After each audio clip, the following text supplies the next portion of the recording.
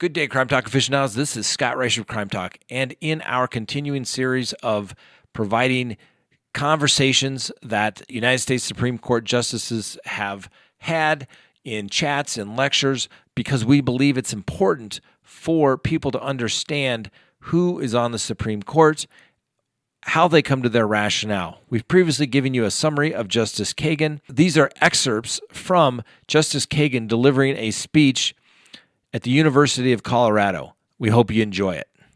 So thank you so much for being here. We're absolutely thrilled that you're here for the Stevens Lecture. One of the special things about you being here for the Stevens Lecture, as the Dean mentioned, is I know that this lecture is actually named after Justice John Paul Stevens, who was your predecessor on the bench. In fact, he gave the first inaugural lecture in 2011. And I've heard you speak eloquently at his funeral service and elsewhere about how you fill his seat on the bench, but you can't fill his shoes. Too large. Yeah. Can you tell us a little bit about his influence on you and what it's like to carry forward his legacy? Yeah. I mean, it was so sad for me and for all my colleagues this summer when he passed away.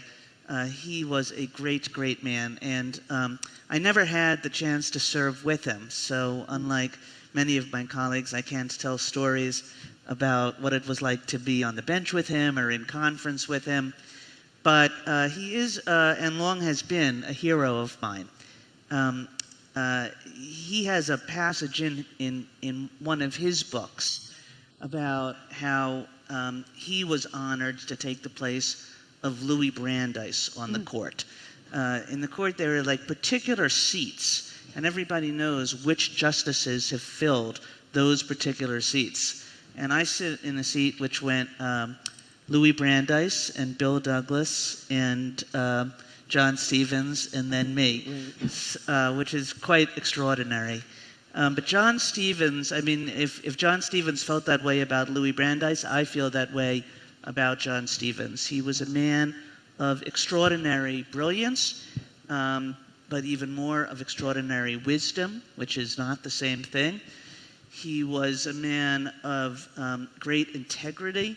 He was a man of great independence. I mean, he always did what he thought was right, no matter what. And sometimes that meant that he went his own way and wrote an opinion that nobody else signed on to or voted in a way that nobody else joined. But that was okay with him, that he had his own view of the law, and he stuck with it and was extremely independent-minded. He was a deeply kind person, which I think all his colleagues appreciated, as well as his clerks and everybody else in the court.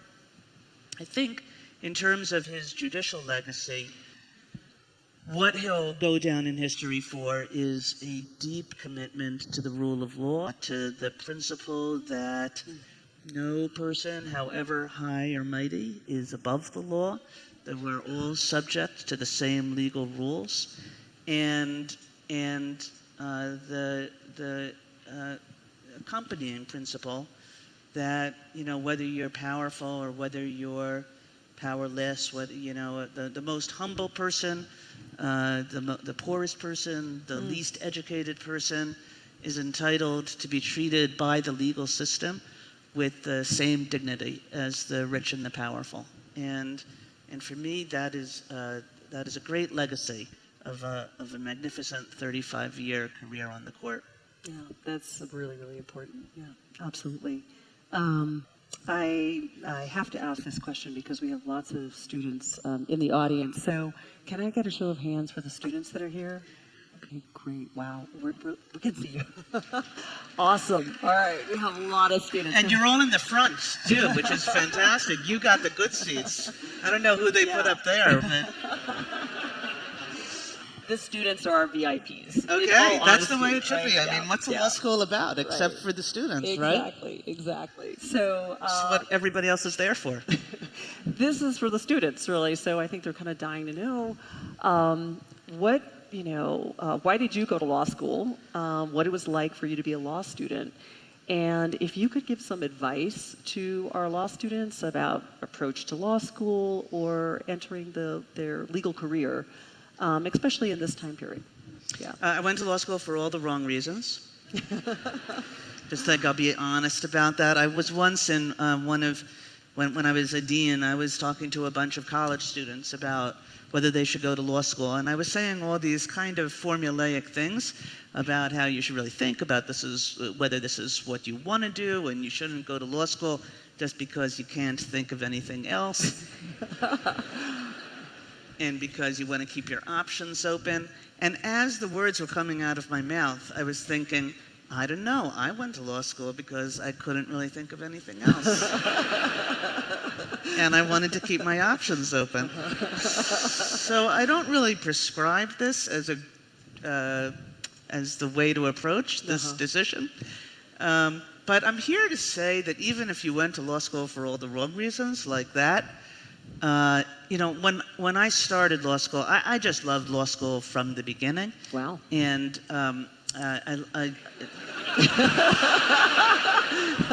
does that make me weird? I don't know. But don't make me answer that, right? Okay. From my very first day. And I loved law school because it combines two things. One is that, I loved the thinking that law school demanded. I loved the kind of analytic rigor that law school demanded. I loved the sort of logical puzzle kind of enterprise that law is. Trying to think through complicated legal problems, sometimes arcane legal doctrines, and sort of figuring it all out in the way that you might figure out a crossword puzzle. But I also loved that this was not an abstract or sterile enterprise, that this was a way to make a difference in the world, and that it was very obvious to me in my law school classes how it was that law was about the betterment of our society, about the advancement of human welfare. Uh-oh. Uh-oh. Can I help? Well, I don't know. We'll just... Okay. I am the wrong person to help with technology. Trust me. How Is that all right? Are we doing okay? Okay. Okay, good. Okay. I'll try not to move my head too much from now on. You're good. Yeah, I think so. So that it had this really practical aspect to it, and that you could see how it could make a difference in the world, and how a person using it could make a difference in the world. So that's what I loved about law school. What I would say to students about what to do with their years in law school and how to think about their legal careers is you have this great opportunity to find out in law school what really moves you, what are the kinds of things that you really care about, and they'll be different for all of you. But if you come out of law school with a sense of, look, this is the kind of thing that if I worked on, I couldn't, I would want to go to work every day, and I would feel as though I was doing a job full of purpose and meaning.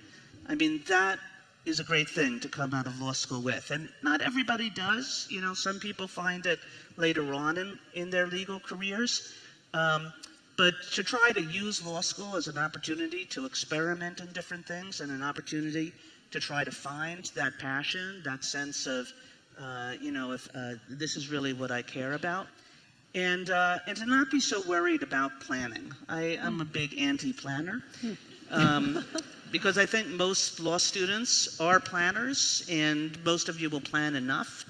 And if you every once in a while think to yourself, no, Justice Kagan told us not to plan, it will be a good corrective.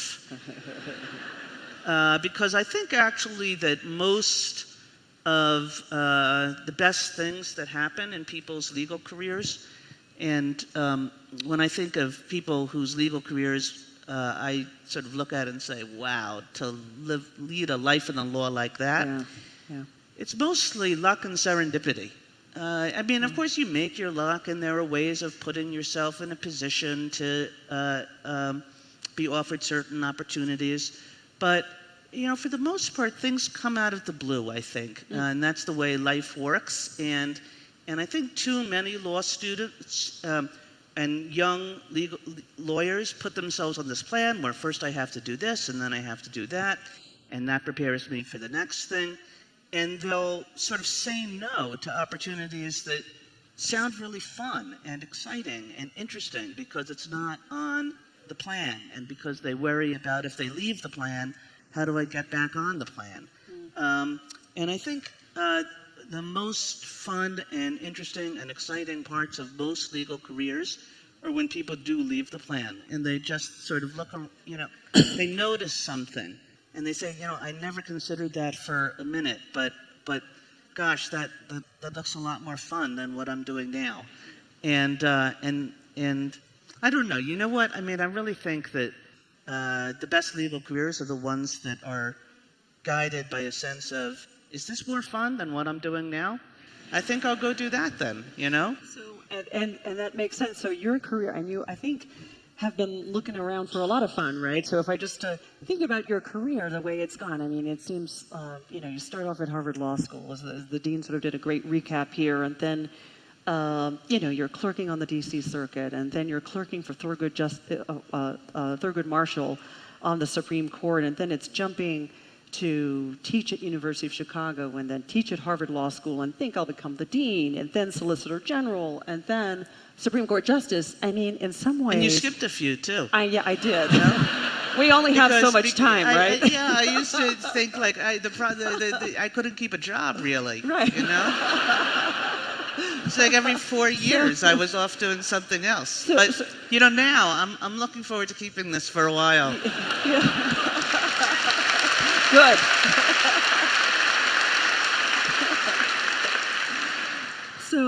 So from an outsider's point of view, it looks like a dream life, right? Like, wow.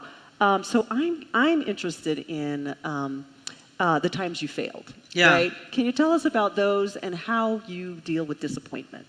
It's like you look at my resume and you see all the jobs I got, and you don't see all the jobs I didn't get. Right. Yeah, and truly, I mean, for every job I got, there were 2 that I didn't get and that I was disappointed about not getting. And starting from law school. So law school, I did very badly my first semester. I thought, oh my gosh, law school has finally outed me for the fraud that I have always been, And wasn't true, right? I sort of turned myself around and figured it out. And but I mean, there's nobody who has. At least there's nobody who. I mean, maybe somebody. I have flitted around a lot. Some people that more like I'm going to do one thing and get one job and it's going to be perfect, and then I'll do that for my whole life. And if that's what makes you happy, that's fantastic. But if you're more like me, there were plenty of jobs I didn't get along the road. I mean, one job I didn't get was Bill Clinton nominated me to be a judge before, and the Senate didn't give me a hearing, and I never became a judge. There were other jobs in government that I didn't get. When I was dean at Harvard, I was considered to be president of the university, and I didn't get that. I mean, sort of all along the road. And some of these were high-class disappointments. I don't want to say any, But I don't know. I think, I'm a big believer in you just can't let disappointments get you down too much. I know it's a little bit of magical thinking, but I'm a big believer in the idea that when a door closes, a window opens, and it may be the best thing that ever happened to you that you didn't get a job. That was true of when I was nominated to be a judge. I was quite young at the time. I was in my late 30s. I had just worked for 4 years in the Clinton White House, and I thought I really wanted to be a judge, and the Senate thought otherwise. it ended up being, I didn't get it. I spent the next decade doing all kinds of things that I really enjoyed, and I became a justice anyway, so worked out fine. Yeah. So I want to turn our attention to, we have a lot of folks here in Colorado, and there are certain legal issues that are salient in a square state like Colorado. What I'm thinking about really is Indian law, water law, environmental protection, those sorts of things. And wondering what your approach is. How do you go about educating yourself when it comes to sort of those complex areas of law, but then also other cultures that you may not be intimately familiar with? So how do you educate yourself and your colleagues to address those matters? Yeah, it's interesting that you said, sort of, here you are in the West, and there are certain areas that I remember. I was about my fourth year on the court. I was assigned an opinion by the Chief Justice, and it was a water law opinion involving Kansas and Nebraska and Colorado. Colorado was sort of a more bit player in the litigation. It was really a dispute between Kansas and Nebraska. And I do remember thinking, I know nothing about this. It's like these big square states that have water problems. And I grew up in New York City. I went to school in Massachusetts. Right. Water law was not really high on the curriculum. Yeah. So I think you learn it the same way there's so many things we don't know. I mean, water law might be one of them. I once wrote an opinion, I think my next year, super complicated thing about electricity regulation, which I knew nothing about. So there are those kinds of things, but actually it happens all the time, that there are things you don't know, that there are perspectives you've never encountered. You said cultures you've never experienced. Right. And I think you're just under an obligation to keep learning as a justice or a judge. And, just going back to your first question about John Stevens, when I got to the Supreme Court, I asked Justice Stevens for any advice he might offer me. And he was a very humble man, and I don't think he much liked giving advice. But finally, I really tried to push him. And he said, I think the best thing that I ever did was that I tried to learn something new every single day I was on the court. And you think about that. This is a man who served on the court for 35 years, right? You could be forgiven for saying around year 34. I think I've learned it all, But he never did. And I think that that's the attitude that justice has to take, is that there are all kinds of things in this world and in the law that I don't know, and to keep an open mind and to figure out how to learn about them, to know what you don't know and to have strategies for learning about them. And that might come in the context of one particular case, or it might come in a broader context. But I think that that's the John Stevens advice, to just think about all the things you have to learn and then go out and learn them, is the way to be a judge. And I hear you, and I think one of the things that really brings up sort of an important issue of diversity, right? Diversity on the court. As you know, the court as a whole does not reflect the demographics of American society. If we look at the justices themselves, many are appellate lawyers, come from a very small number of law schools, only 3 women on the bench, and I do say only, and not a lot of diversity when we look at race and religion and ethnicity and even geographic, geography. And so I'm wondering, what role do you think, if any, people's experiences and backgrounds shapes how the court makes its decisions? And is there any good example, an example where you think it really mattered? Yeah. Well, in general, I would say, I'm a big believer in diversity in the judiciary, but for a different reason than that, which I'll come back to. In general, I don't think diversity necessarily means that you'll get a different set of views on the court. I mean, if you think about like women, there are lots of women in the world, and they have all kinds of different views. And there can be, my colleague Justice Ginsburg was once asked, like, how many women should there be on the court? And she said 9. How about that? And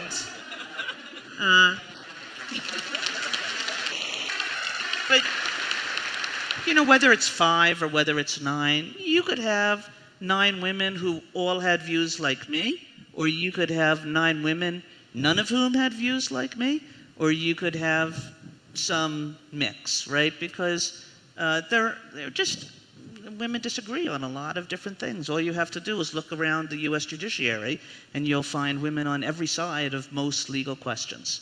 So I don't really think that, and when I think about in conference, I've been on the court now, this is my 10th year. I can't think of all that many cases where I thought to myself, this would come out differently if only there were more women here. The time when I most thought that, or I most sort of thought, my gosh, this is, there really is a different perspective here. I have to go back sort of 10 years ago, and I was Solicitor General at the time. And at that time, the court had only one woman on it. It was the year before Justice Sotomayor arrived. So it was only Justice Ginsburg. And there was a case about a 13-year-old girl in a junior high school who was strip searched because she was thought to have marijuana or some other kind of drug on her. And she was strip searched by these male school administrators. And I would say that it was not the greatest day on the bench for the Supreme Court. Because you could see Justice Ginsburg in the questions that she asked, you could see that she was she had like a picture in her head of what this was like and what it would feel like if you were that 13-year-old girl. And but she was really the only one. And some of the men on the court were not having their finest hour. And were sort of joking and, just sort of not appreciating what this would have seemed like to a 13-year-old girl. And there was a lot of commentary on it at the time, all deserved, I think. But then, they went back into the conference room, and I don't know what happened there, but they came out, and Justice Ginsburg's view, which was that it was an unconstitutional search, that view prevailed by an extremely lopsided vote. So in the end, she was able to convince people that this was a serious matter, even if they were kind of, ha-haing on the bench.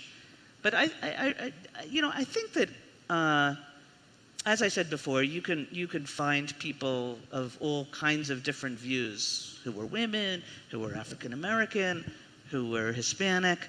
I think the more important reason to have diversity on the court is because I think the court in the end is supported by, if the court doesn't have legitimacy with the American public, the court can't do all that much, and the court won't be taken seriously. And to have legitimacy with the American public, I think one part of that, it's not the only part by any means, but one part of that is that the court all kinds of different people should be able to look at the court and say, I see somebody there who looks like me, who thinks the way I do, who has experience of the kind that I had, and that's the kind of thing that gives the court public legitimacy. So I sometimes, I sit in the courtroom and I see all these school groups who come into the courtroom, and I think, this is so great. There are only 3 of us, but the 3 of us are pretty vocal on the bench. We're not, we don't by any means fade into the background. Yeah. And I sit on the left, and Justice Sotomayor sits on the right, and Justice Ginsburg sits on the middle, and so there are women's voices coming from all over. And I think this is fantastic that all these girls are listening to this, and all these boys are listening to this. And it says something about how women can be in the legal profession and in society. And I hope that some of us serve as role models for people who, for children and teenagers who, and even you guys who look at the court and see somebody who they can relate to. That's it.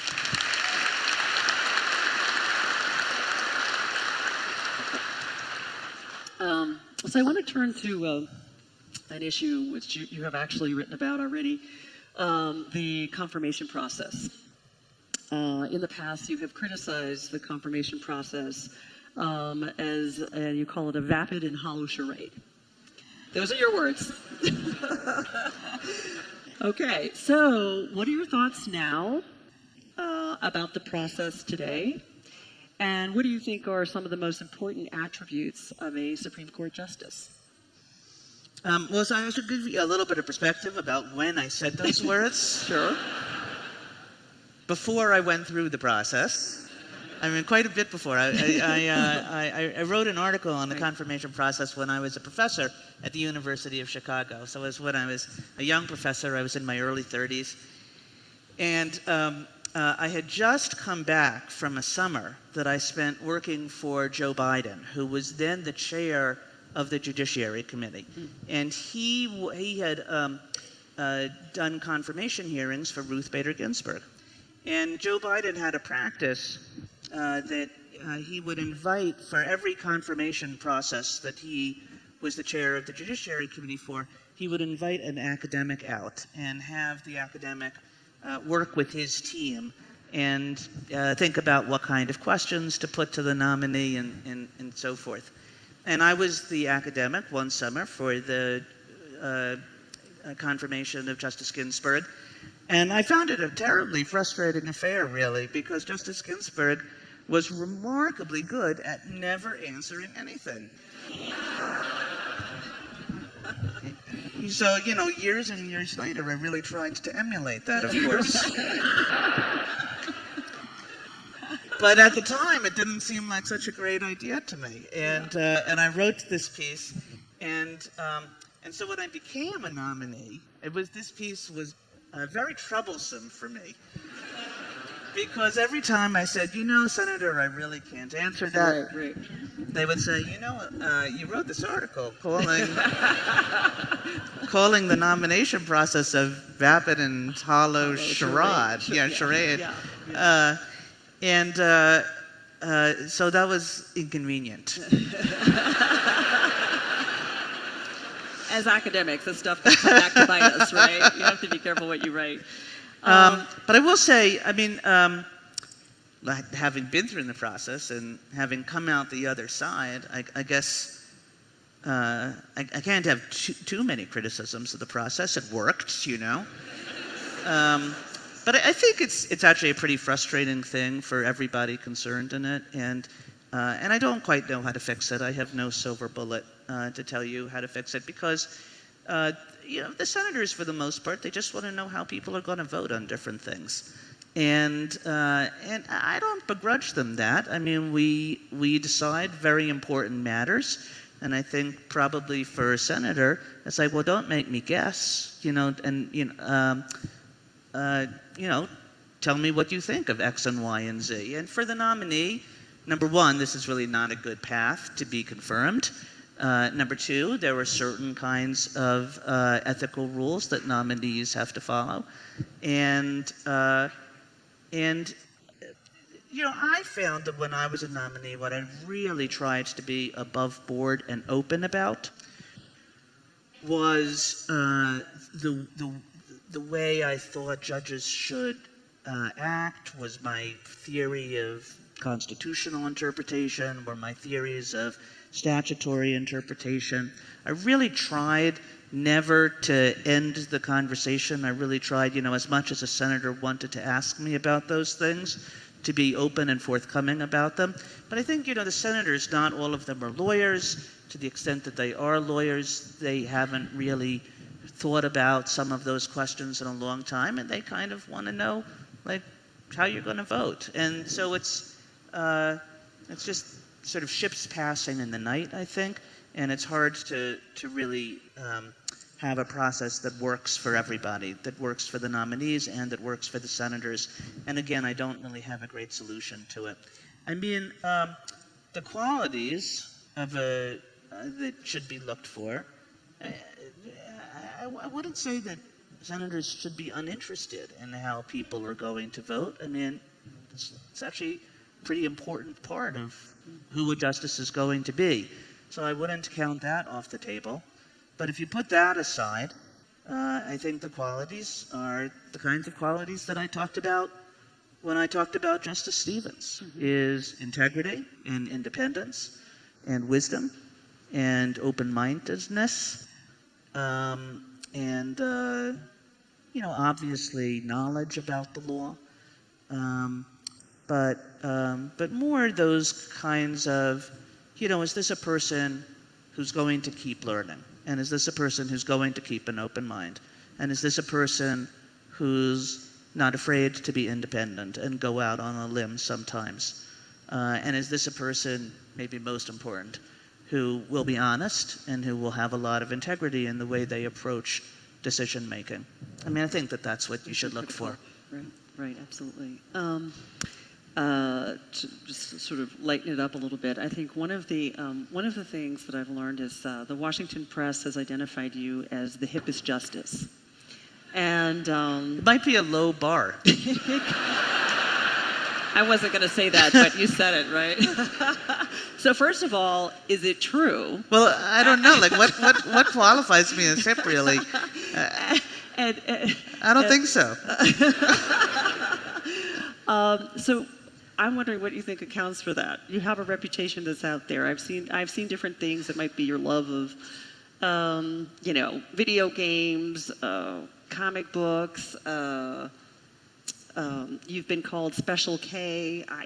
So can you help us out here? I've got nothing for you here. Well, we're going to let Notorious RBG. I think she's the hippest justice. Don't you think? No, I'm going to let the two of you sort that out. Okay. Yeah, she okay, gets so the you honors. don't know where that's coming I from. once wrote this opinion that had a lot of comic book references in it. Right. Because, not just because I put them in gratuitously, it was an opinion about, it was a patent case, and the patent was on this glove that you put on, and then you went like this, and webs came out of the fingers, It was a Spider-Man glove. Right, yeah.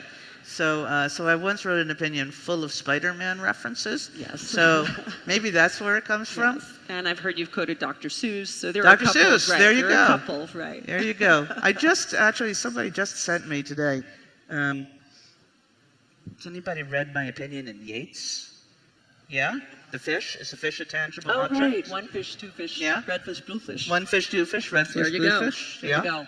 Now, So somebody, I've now become associated with Dr. Seuss, and particularly One Fish, Two Fish. Yes. At the end of every year, when clerks ask justices to sign various things, mostly justices are asked to sign photographs of themselves, and I'm asked to sign One Fish, Two Fish. Wow.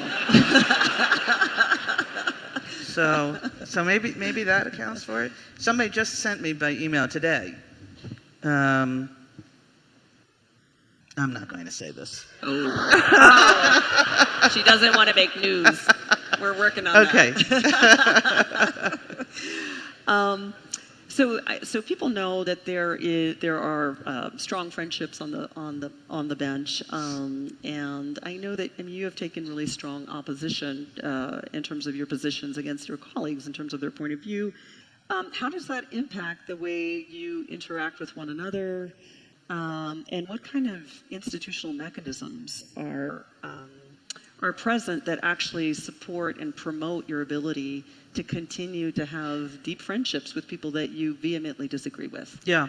I mean, I like to think that I know how to write a strong dissent, and I'm not the only one on the court who knows how to do that. So we do write some strong words about each other. But you're quite right that we remain, we have very good relationships on the court. It's a quite collegial institution, and there are really good friendships on the court among people who disagree with each other about many things. So why?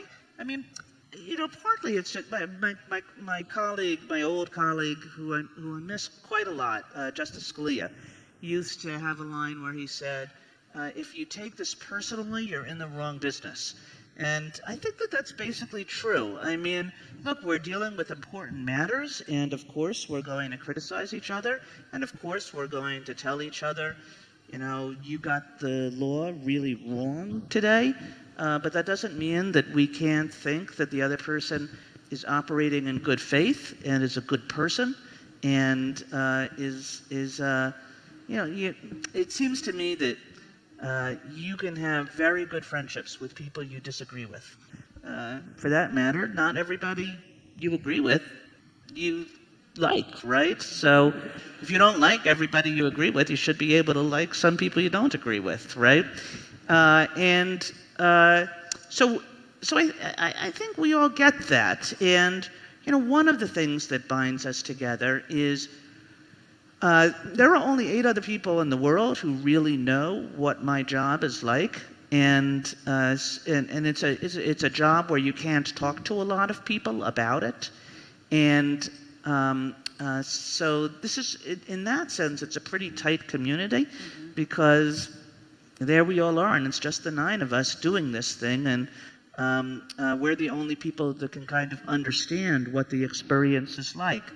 But we try to do other things. We have a lot of lunches together. So every time that we hear arguments, and every time we meet in conference. So this is about 4 times a week for 2 weeks out of every month, which is a lot. We go up to a dining room in the court, and we have lunch together. And there are rules about this lunch. So the rules are, you can't talk about cases. And a more informal rule is that you can't talk about politics. And I think that the theory is kind of, we have enough to fight about. We shouldn't add anything to the list. So we talk about books and movies and theater and people's families and all kinds of things, sports. Justice Ginsburg always likes to get us to talk about opera, but nobody else really knows very much about it. But I think it's a really good thing for the courts to do. It was a practice that Justice O'Connor really started and sort of insisted on. And I think she was a very wise person to do so, that it just forges bonds of collegiality and makes people relate to each other as people and not as that person who holds views that are, so disagreeable to me. I do want to go back to the idea of the role of dissent, right? You mentioned dissent, and I'm wondering, for yourself, how do you go about determining when it is more important to dissent than to build consensus, right, among your colleagues? And I'm thinking in particular about the Rucho versus Common Cause case, many of you know the recent case where the court was a 5-4 very contentious decision where the court decided that it was not the court's job to intervene or try to resolve political gerrymandering issues. And in your dissent, if I can quote, you said, "Of all times to abandon the court's duty to declare the law, this was not the one." You went on to say, "With respect, but deep sadness, I dissent." So can you talk about what that was like for you? Yeah. Well, I mean, in general, I mean, the first point about like when do you dissent and when do you try to reach consensus, it's not always, of course, your choice. I mean, to try to reach consensus, more than one person has to do it. And so, sometimes, why is it that you aren't having any trouble with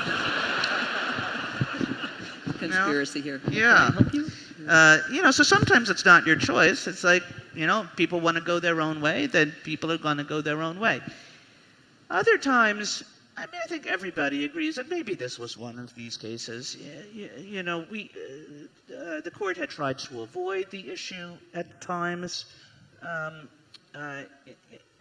prior to last year's decision. But when we finally got around to deciding it, there were really sort of like two options, and there wasn't a whole lot of room for compromise. And some issues are like that. Others are definitely not. And I definitely don't think compromise is a dirty word in the courts or in any place else. In fact, I think it's really important in general to try to reach across perceived divisions and to try to see if you can find any common ground and if you can find any room for compromise. And I like to think that it's something I do quite a lot. But sometimes you can't. You can't either because you have no takers on the other side, or you can't because you can't. Because there's a matter of fundamental principle at stake, and there really isn't a third way or a compromise position. So, this decision, the Rucho decision, was a decision I felt very strongly about. I think was about whether the courts could get involved in partisan gerrymandering. It was not about the constitutionality of partisan gerrymandering. I think everybody recognized that partisan gerrymandering of the extreme kind that we saw in two cases that came to the court, and one was done by a Republican legislature and one was done by a Democratic legislature, and it was a really extreme gerrymander that basically deprived people in their respective states of the opportunity to have their votes mean anything. It was a kind of rigging of elections. It was, it was representatives picking their voters rather than voters picking their representatives. And nobody really argued that this was constitutional, done in this sort of extreme way. But the majority thought that the court just couldn't get involved in it, that it presented no manageable standards for the court to decide when a gerrymander had gone too far. And I thought that was quite wrong, and that courts around the country had actually worked pretty hard in developing exactly the kinds of manageable standards that the majority claimed to be demanding, and that it wasn't so hard to figure out exactly how these cases should be litigated, and when it was that some gerrymanders should be declared off limits, like these two. It was perfectly obvious that these two should have been invalidated. So I did. I think I wrote a strong dissent. I think it was a dissent, I hope, that was not so much angry as deeply saddened, because if the court is not going to protect the basic structures of our democracy, then it's hard to know what the court's role is. And I think the majority failed to do that, and I said so.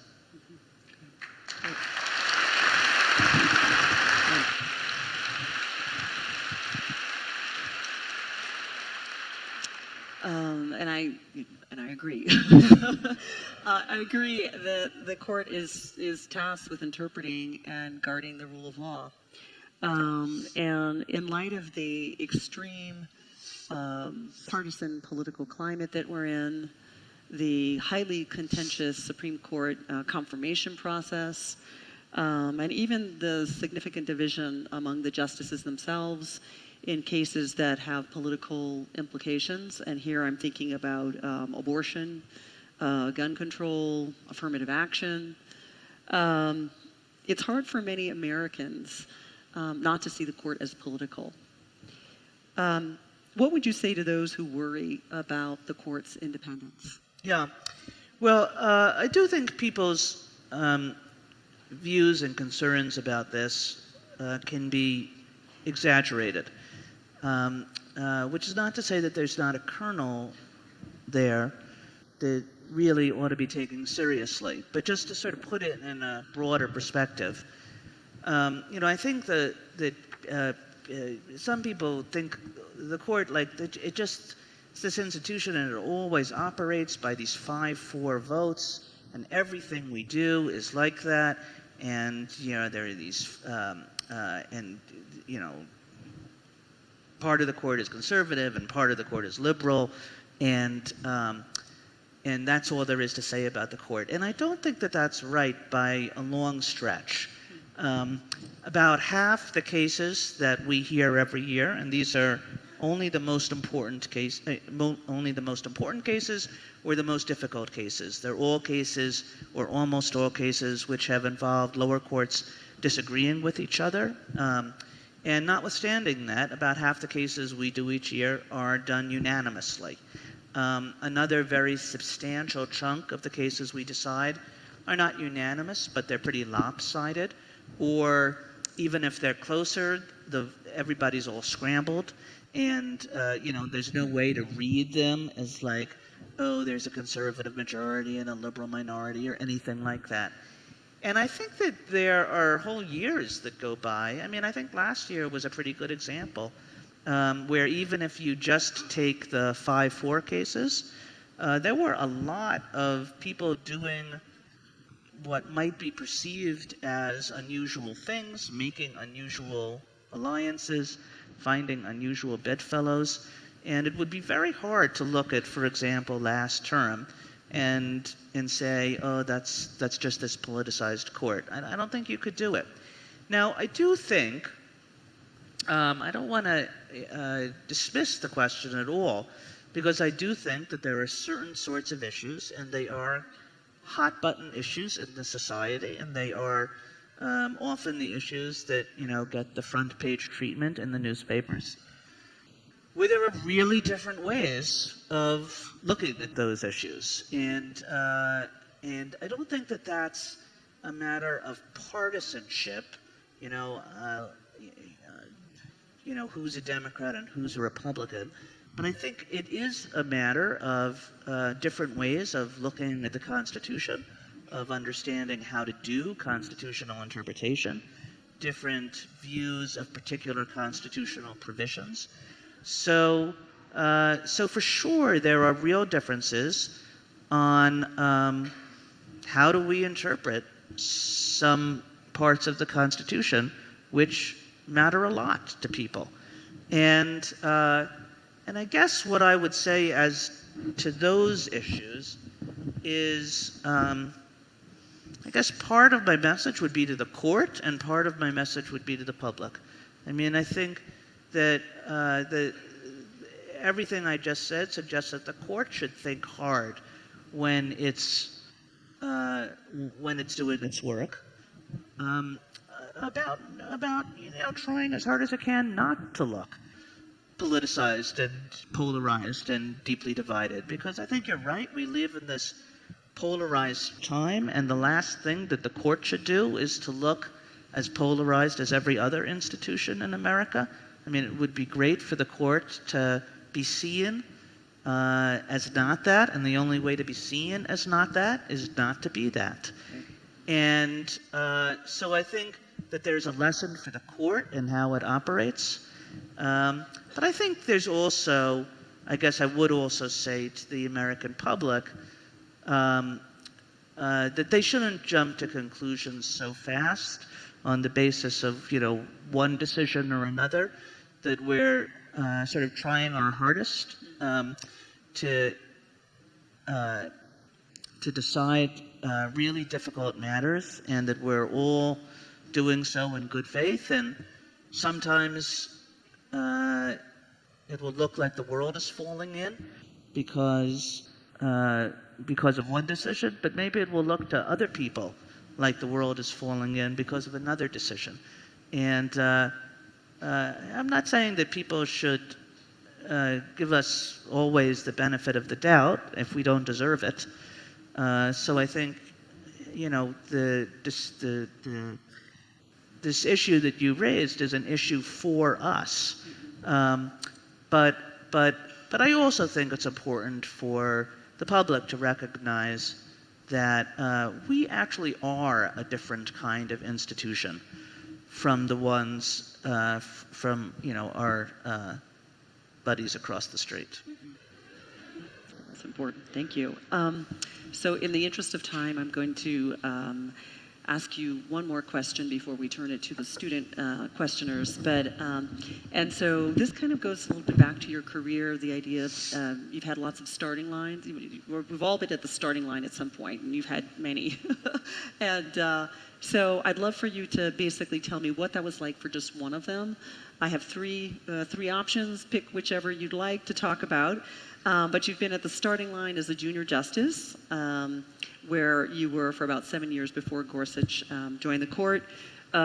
You were at the starting line as the Solicitor General when you argued your very first appellate oral argument before the Supreme Court in Citizens United. No pressure. And then you were the first female dean at Harvard Law School. So pick one of those where you can tell us what was it like. I'll pick one of the first two. Now you tell me which one you really want to hear about. I really want the junior justice one, but Junior justice? All right, junior justice. So, I was a junior justice for 7 years, which is a pretty long stretch of time, actually, as these things go. The record is 11 years. Justice Breyer just missed the record by about 2 weeks, I think. oh my goodness. Yeah, so Justice Breyer was the junior justice for 11 years. You think, well, what is that thing, the junior justice? It turns out that the court is kind of a hierarchical institution in some ways, not in other ways. I mean, we all have the same vote. The Chief Justice's vote doesn't count for any more than my vote counts for. But in other ways, it's a hierarchical institution. And the junior justice, in particular, I don't know how to say this other than gets hazed by everybody else. So there are three things that the junior justice does. One of them is semi-serious, is that the junior justice, when we go into the conference room and when we discuss cases, it's just the 9 of us. We don't take any clerks. There are no members of the administrative staff of the court. So somebody has to take good notes so that when we come out of the room, we'll be able to tell everybody else what it is that we've decided in there, and then they can issue the appropriate orders and things like that. And that's the junior justice's job. So that's sort of fun, actually. You have a sense. We do that in faculty meetings. Yeah. Okay. You have a sense of responsibility, and it gives you. So when everybody else leaves the conference room and goes to eat lunch, the junior justice stays behind, and all the administrative staff of the court pour in, and you kind of deliver the news of what we've done. So that's the serious role. The second role, because there are only the 9 justices in the conference room, it turns out that sometimes people have to bring us stuff. So some of us are, shall we say, forgetful.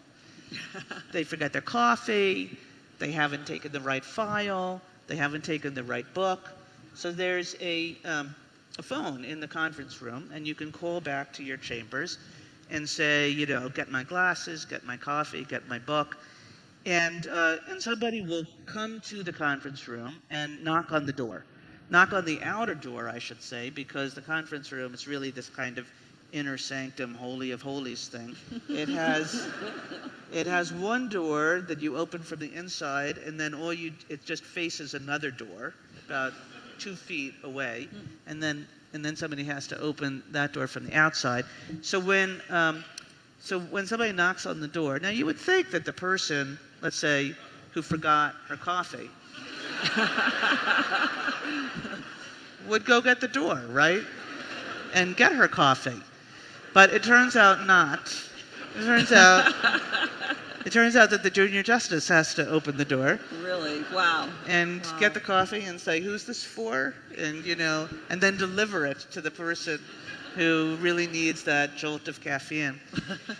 So about 5 years into my job, I injured my foot.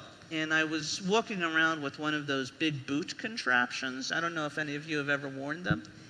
And the knock would come on the door, and still everybody would just stare at me. Boy, she's really slow to the door these days, So that's the second thing. The third thing is that they put you on the cafeteria committee.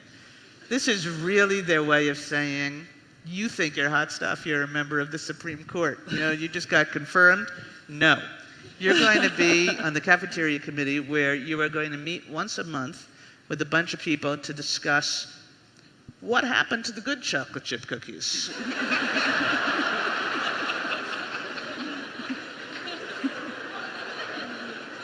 And then your colleagues do this stuff. As I said, we eat together a lot. So your colleagues would do this stuff like, there's too much salt in the soup, Elena. And then somebody else will say, I don't know, there's not enough salt in the soup. So they do this obviously jokingly, but it's like, no, in the end, they basically blame you for the cafeteria. Wow. So that's the job of a junior justice. And I was delighted to pass it on to Justice Gorsuch, who I think is really unfair, only had to be junior justice for a year. Wow, that's right. That's right. So. That's right. Wow. Well, thank you for sharing that. I appreciate that. I could continue asking you so many more questions.